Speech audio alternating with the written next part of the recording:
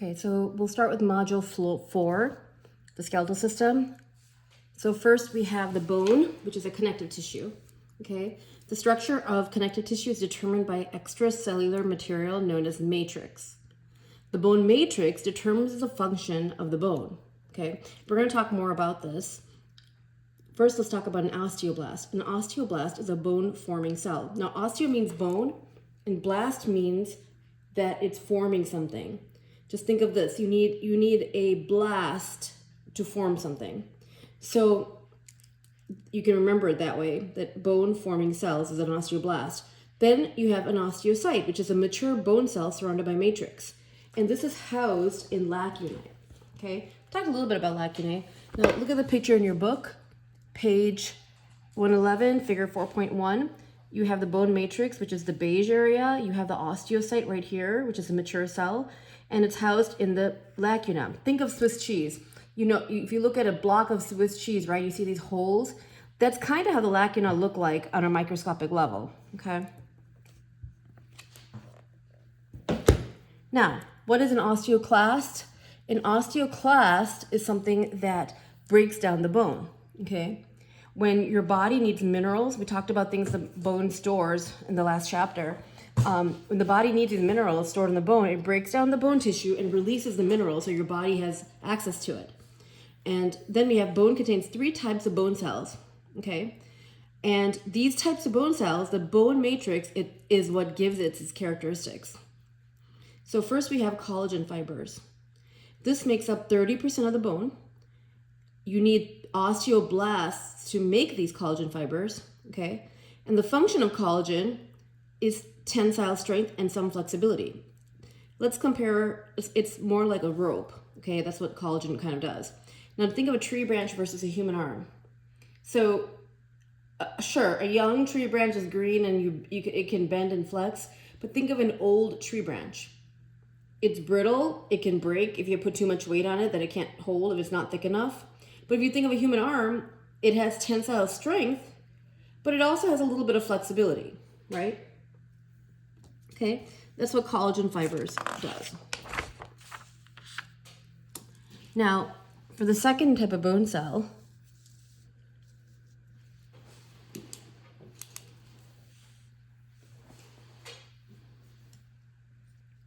we have calcium. Oh, sorry, not calcium, sorry. Where are we? Yeah, calcium and phosphorus.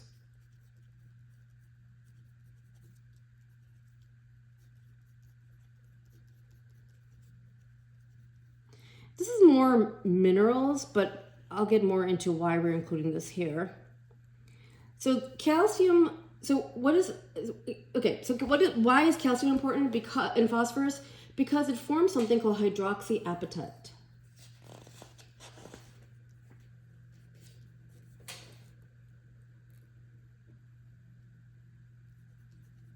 It's one word.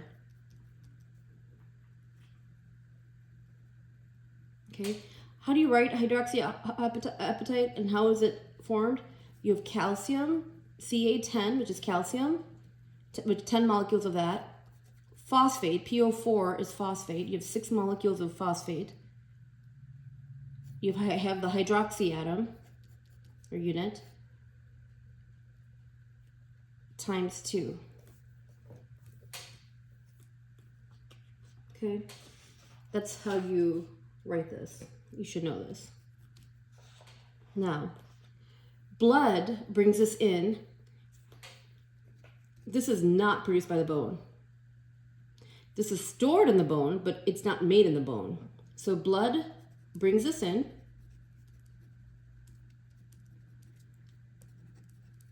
You gotta remember this, not produced by bone.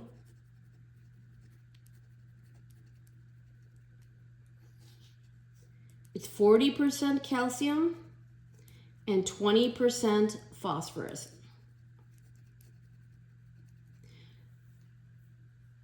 What does this do? It gives bone its hardness and compressive strength.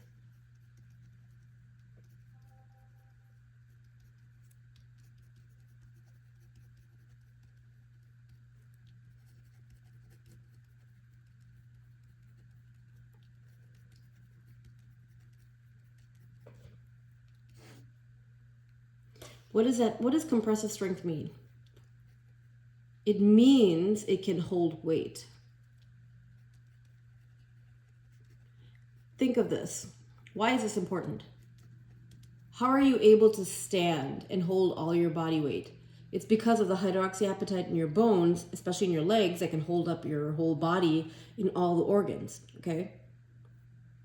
Now, if you have a condition, sometimes when you don't have enough of this, enough of these minerals, what ends up happening is you get something called rickets. What is rickets? It's decreased calcium levels due to decreased vitamin D.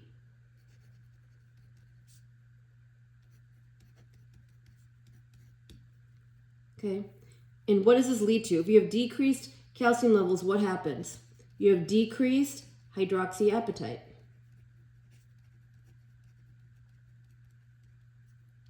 What does this lead to? Rubbery bones. Okay, you see this in a lot of developing countries or small areas where you have malnourishment, where children, most usually in children, that they're not getting enough calcium or vitamin D or supplementation because they don't have enough food or even minerals to augment it. So if you think of places like, you've probably seen pictures of small children in Asia and Africa, when you see certain things like their legs get bowed because of this, they get these little beads along their ribs, all because of decreased calcium levels, okay?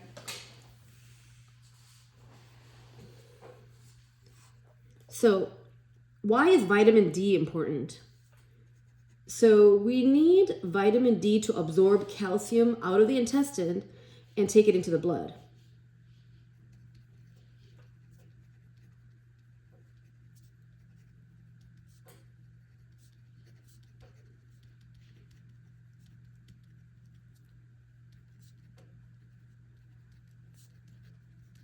Okay, without vitamin D, this is not going to happen.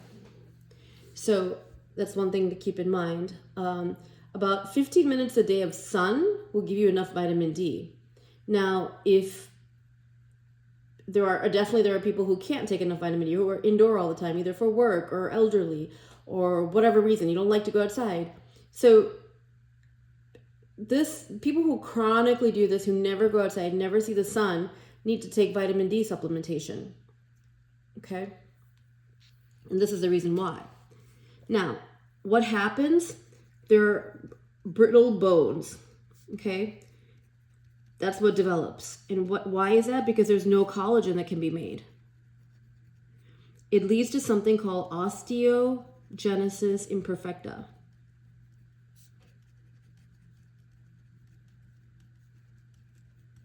Okay. What is this?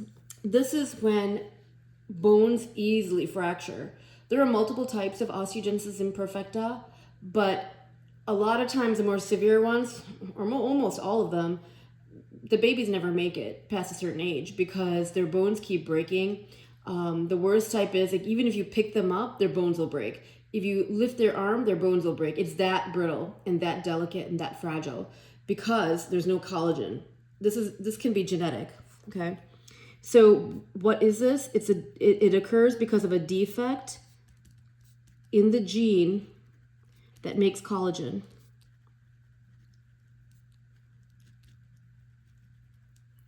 So I will give you extra credit. I want you guys to look up something. There is a YouTube video or even a TED Talk on Sparsh Shah. Okay. Now, this is a little Indian kid who was born with osteogenesis imperfecta. He has had hundreds of fractures all over his body, and somehow he still survives. He's wheelchair bound, but he's a musician. So he sings and plays music. He loves rap. I guess you've heard of the rapper Eminem. I'm not promoting his music. He's a lot of foul language in it. However, this kid, when he was a little kid, he did a cover for Eminem. Something worth listening to. I mean, he did the clean version. There's no bad language or bad words in it. The version that he did, and Eminem featured it online as part of a cover for a song because of everything he's gone through. If you guys want to watch his TED Talk, and just write a paragraph or two on his story, I will give you 5 extra credit points. Okay, this can be due, let's say, right after Thanksgiving, the Monday you come back right after Thanksgiving. If you want to do that, I will give this as an extra credit. For classes that are not doing this around the Thanksgiving time, this will be due right before the chapter 4 test. Okay. Okay, let's move on. So let's talk about cancellous and compact bone, which we mentioned a little bit in the last chapter, but we'll talk about it a lot more.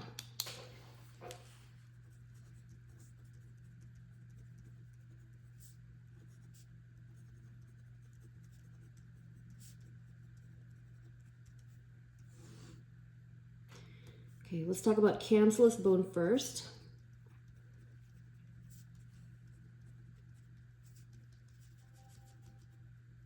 Okay, this is a spongy bone, okay? And this has something called trabeculae. Okay, it has lattice work in it, which are like beams. Now, the spaces in between the trabeculae has bone marrow and blood vessels.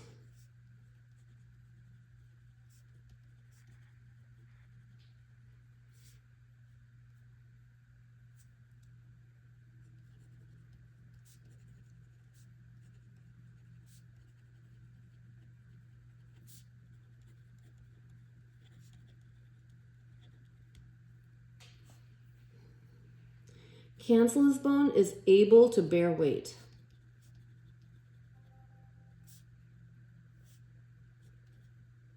Bear. Okay.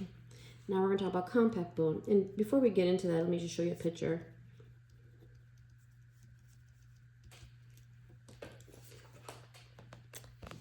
This is cancellous bone.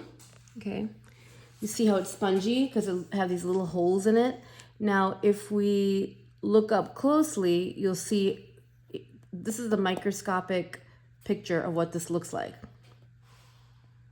You have the osteoblasts around the edges forming cells. You have the osteoclast also at the edges, which is breaking down whatever it needs, parts of the bone so that it can use the minerals in the body. And then you have the mature cells, the osteocytes in there, okay? And this is what makes up spongy or cancellous bone. We're going to talk about compact bone in a second, and I'll show you that picture when we do.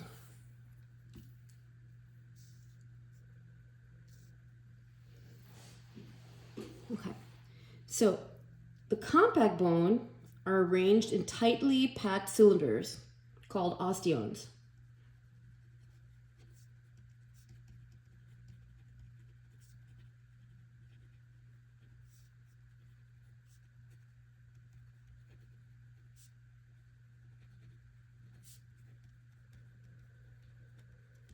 Okay. In the middle of the osteons, there's a central canal.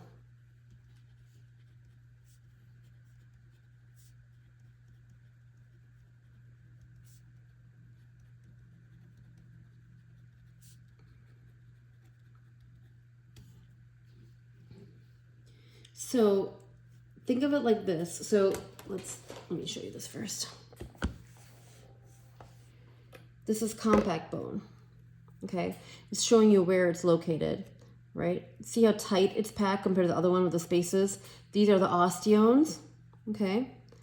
and it's arranged within that. Now, if you look at a microscopic picture of an osteone, look at within the lacunae, look at this. That's how it looks like. That's the osteocyte. These are the canaliculi, which we'll talk about. And these are the Haversian canals, which you see in the center of it, okay?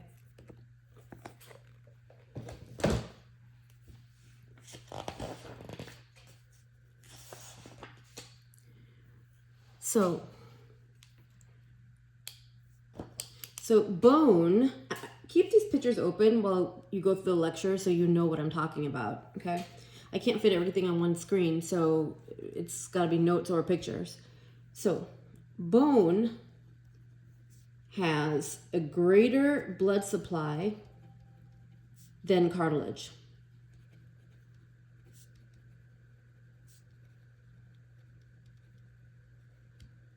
So that's important to know. Now think about it practically. Bone also has bone marrow, which contains a lot of blood cells and blood function and blood forming functions. So bone is definitely automatically, with just common sense, has more blood supply. Now cartilage, since it doesn't always have a direct blood supply, if you have a cartilage injury, it'll take a lot longer to heal and a lot more prone to infection than bone does, okay? A bone, if you fracture a bone, it takes about 4 to 6 weeks to heal. Cartilage can take longer and depends where and how big or deep or a lot of different factors. Now let's talk about ear piercing, okay? If you just do a regular ear piercing on the bottom of your earlobe, that's just skin. So if you do that, for the most part, unless you have some kind of allergic reaction to things, that usually heals well, heals quickly. You can wear an earring at, you can maintain that earring hole. But you see how some people have the upper part of the ear pierced? Just feel the top of your ear while we're talking. That's cartilage, okay? So a lot of times when people pierce cartilage, since that takes longer to heal, sometimes it doesn't heal, okay?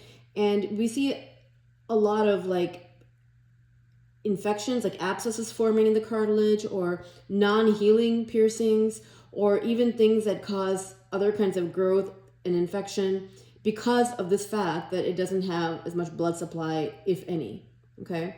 So piercing cartilage has a lot more side effects or possible complications than just piercing the ear or piercing the skin. Now, osteocytes, we talked about that, and I should just look on page 115, you'll see how that's better depicted. Osteocytes, they kind of look like a spider, okay? Remember the picture that had these cells that look like this? Okay, that's why it says it looks kind of like a spider. Why? Because it has legs called process, or processes for multiple. Okay, now why is this important? Why are these processes important? It allows the osteocytes to communicate with each other.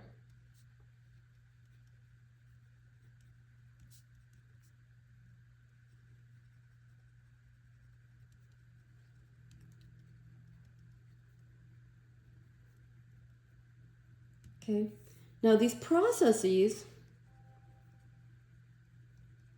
run through channels called canaliculi. Again, please refer to the picture in the book.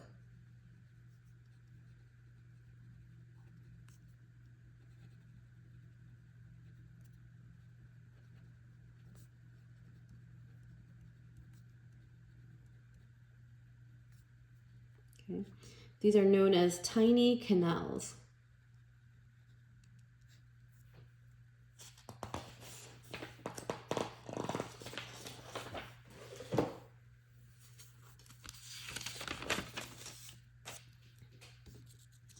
Now we're going to talk about the epiphyseal plate again. Remember we talked about how in children, in young bone, you see an epiphyseal plate in the bone, and as they grow older, it turns into the epiphyseal line, okay?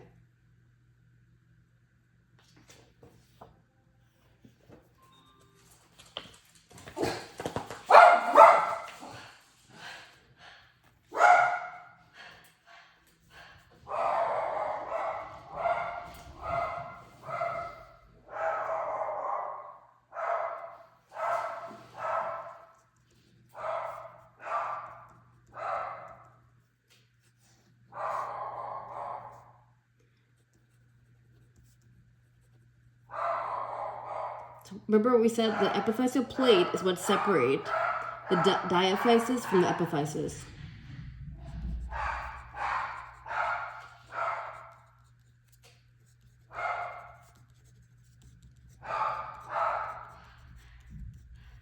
Okay. Now this epiphyseal plate, let's look at a picture. Okay. If you look on page 118, you'll see this. Okay, you see the epiphysis, okay, in the bone.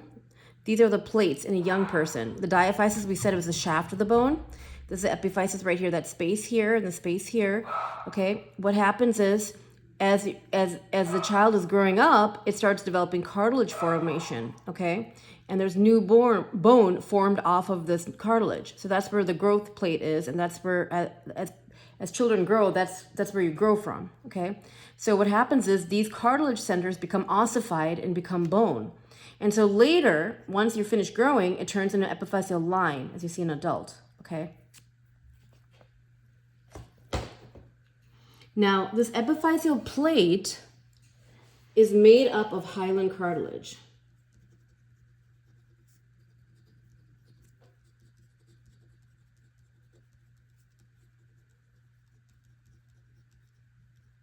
Okay, and you need to know this.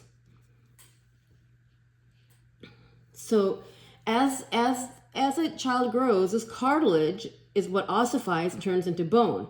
So all new bone formation forms as cancellous bone, which is spongy bone.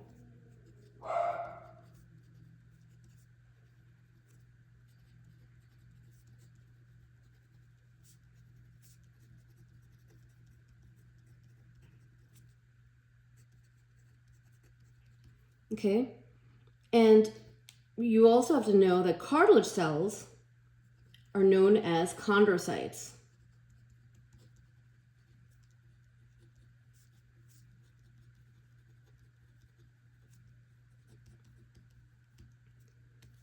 So these chondrocytes, okay, near the epiphysis, where the epiphyseal plate is, undergoes mitosis, forming new cartilage.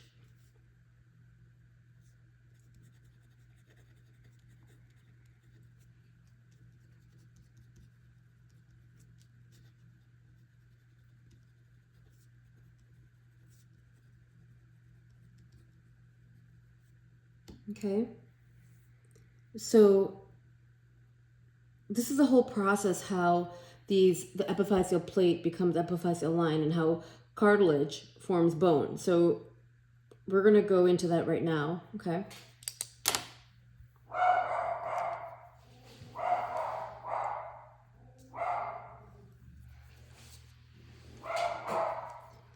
So what happens is the older chondrocytes near the diaphysis enlarge.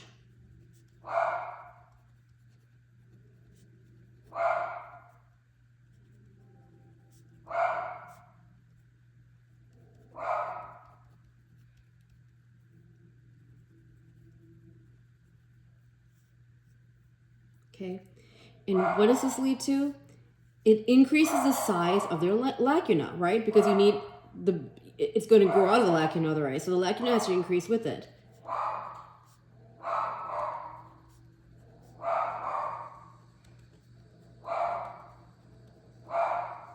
Okay, so when this happens,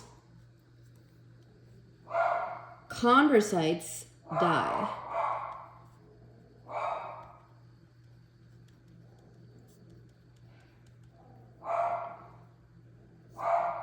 So we're going to do this too. So what happens is, we'll go back to it for a second. Older chondrocytes in the diaphysis enlarge, and calcium accumulates in the older cartilage.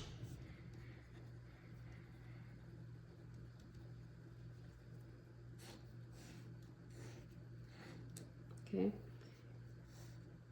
And that also, it increases the size of the lacuna and also causes the chondrocytes to die, okay, once this calcium accumulates. Okay, now what happens?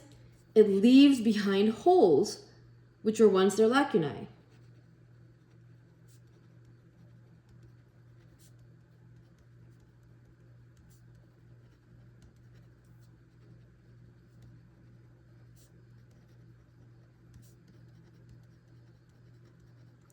So lacuna is one, lacunae is multiple. Okay, that's why the spelling difference.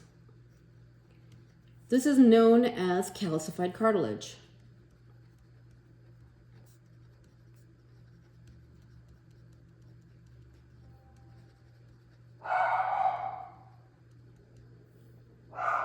So what happens here?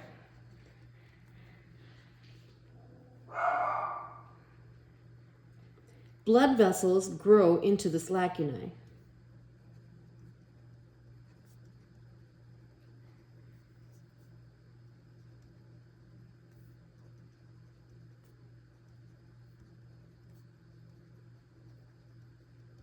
Okay, so this is how this all happens. So cartilage is avascular. Avascular means no blood supply. Avascular. Okay, but bone has blood vessels, like we said before.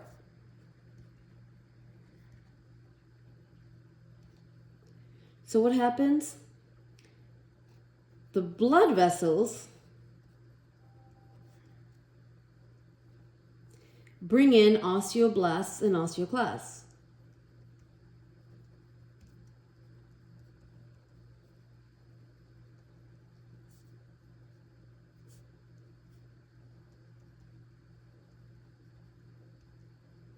Okay, so what happens then? These osteoblasts, remember we say the osteoblasts are bone forming cells? It lays bone matrix on top of the calcified cartilage.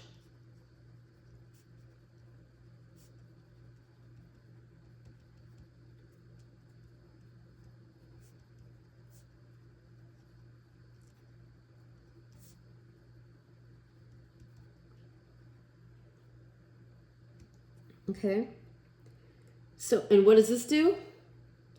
This ends up forming new cancellous bone.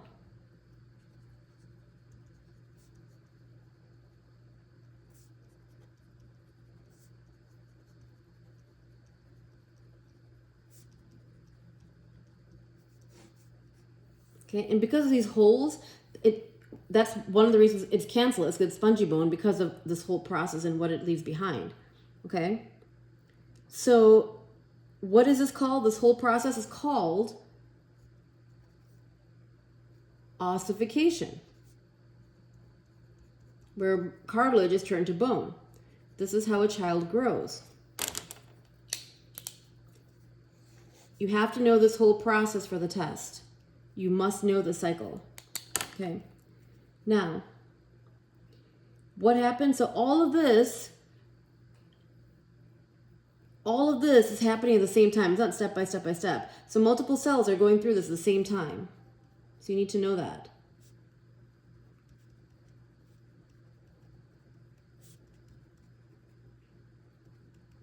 Okay.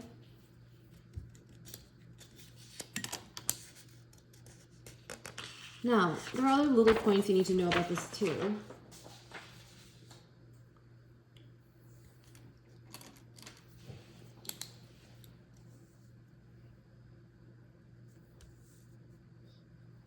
Hope you can see all this. Okay. So hormonal changes change the epiphyseal plate to a line. Okay. Why do we say hormonal? Because as a kid grows, obviously hormones are important, but also in the teen years when they go through growth spurts, this is important. Okay. So hormonal changes. So once these spurts of hormones stop, once they after puberty, the epiphyseal plate turns into the line.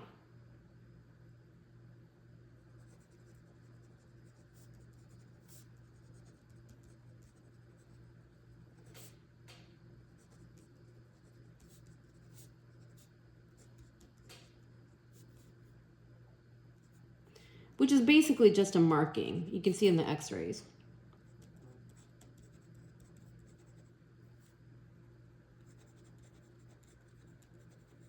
Okay. Now the epiphysis, the edge of the bone, and you can take a look at that in your book, has the same type of growth.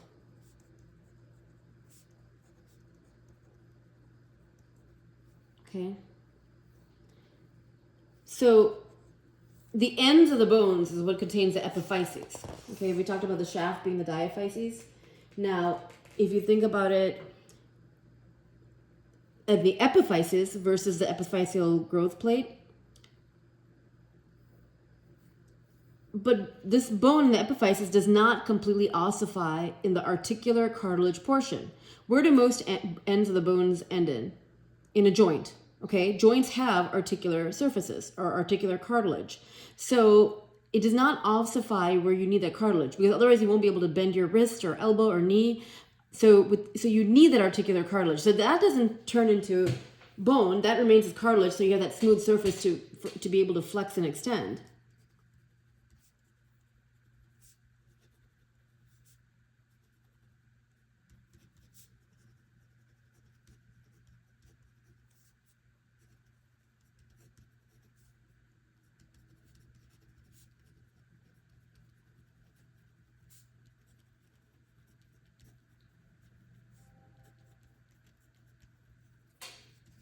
And you need to know this.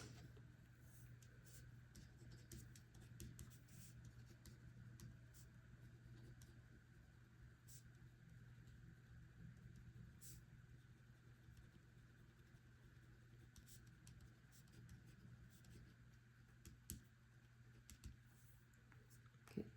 Let's talk about more about osteoclasts again. So osteoclasts enlarge the medullary cavity. Okay, the medulla is in the middle of that bone, inside the diaphysis, right? So this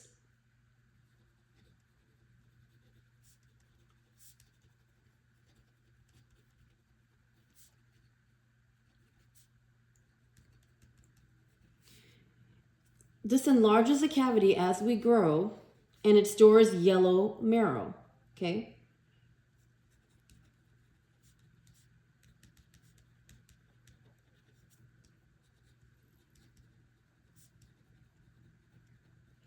What's important about yellow marrow versus red marrow? Yellow marrow provides energy. It has fat cells in it. Okay. Now let's talk about bone remodeling.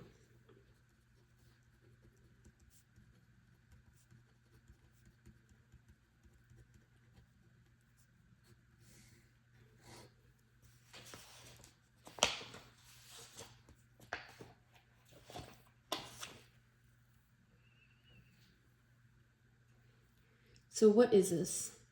When bone wears out, it is rebuilt.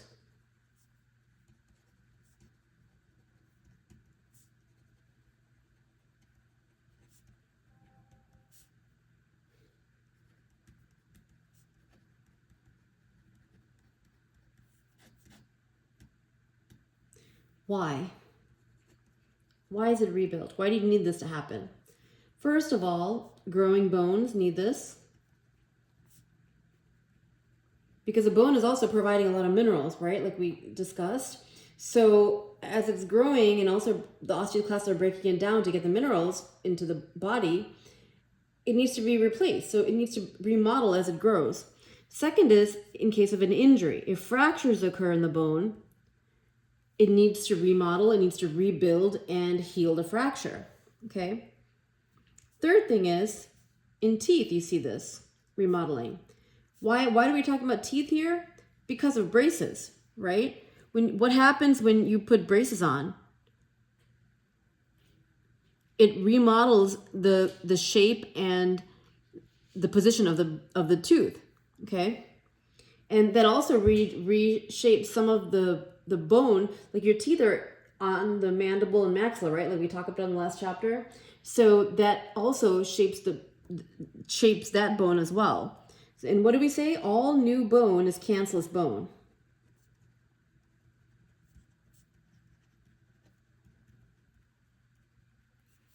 Okay. Why do we say cancellous and not the compact? I explained to you that whole process. Go back and look at that. It gets the job done. Okay. It's faster to make, and it gets the job done to heal the bone or build the bone to start off with. this is quick to do. If you were making compact bone, it takes a lot longer.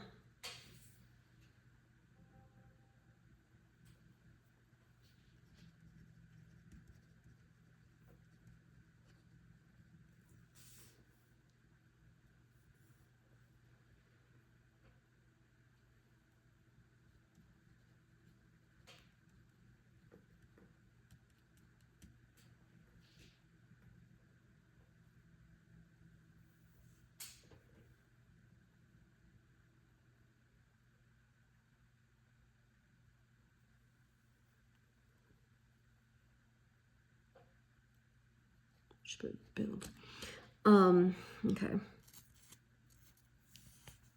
Also, only a portion of the bone contains contact bone.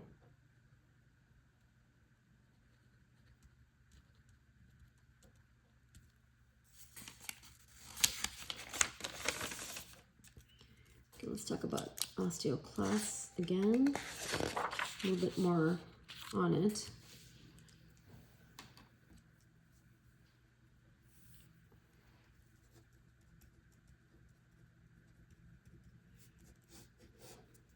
Okay, these are big multinucleated cells.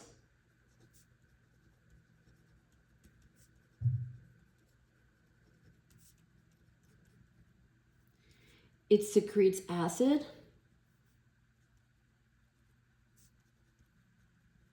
which dissolves bone salts.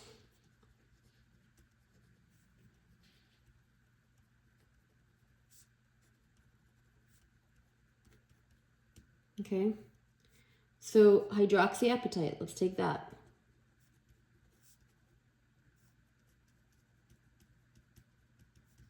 This has a hydroxide ion, which is a base, which will react with the acid, okay, because that secretes acid, which reacts with the acid, which causes other calcium or other ions such as calcium to dissolve.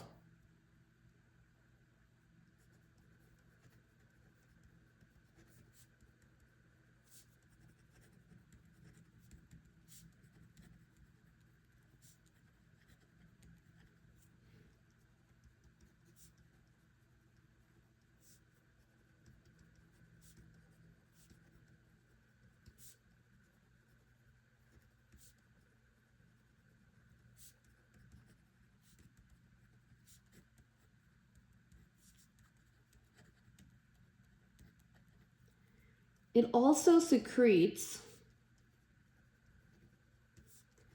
proteolytic enzymes.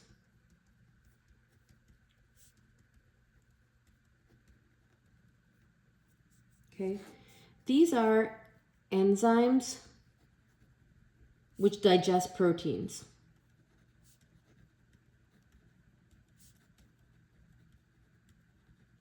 An example of this, collagen. Okay. Okay, I'm going to stop this lecture right here, and the next one, the second lecture we'll talk about bone repair. Make sure you have your colored pencils or markers ready for that lecture, because you're going to need to draw diagrams and know how to draw diagrams for the test.